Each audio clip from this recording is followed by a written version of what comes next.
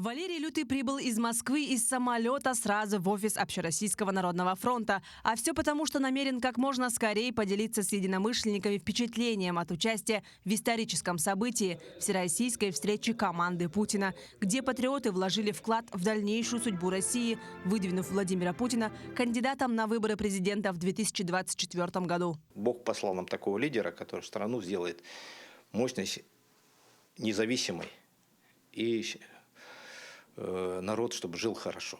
Вот я в это верю, верил всегда в нашего президента, в нашу Россию, в наш народ. Вот правильно президент говорит, что надо, главное, верить в наш народ.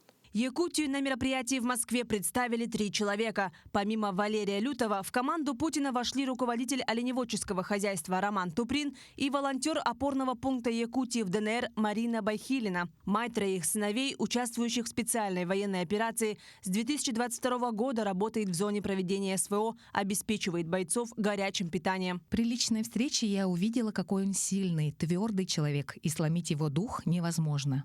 А кто еще может привести нас к победе? Не только к победе в СВО, а к победе вообще. К победе нашей правоты и справедливости. К победе добра над всемирным злом, нацизмом.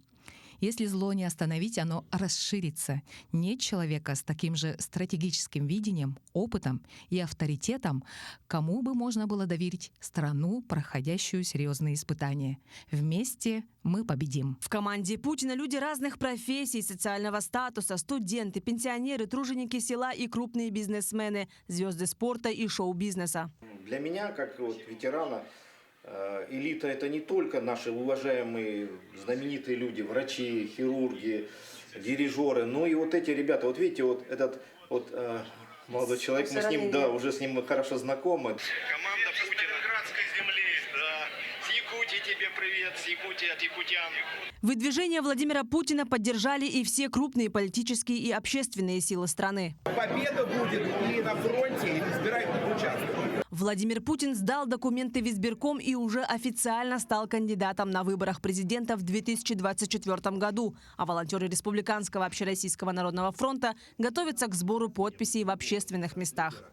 Команда Путина, толстовки. Это все нашим, они будут работать на общественных началах. Конечно, безвозмездно. Это поддержка Владимира Владимировича Путина по сбору подписей. Я думаю, что якутяне наши откликнутся.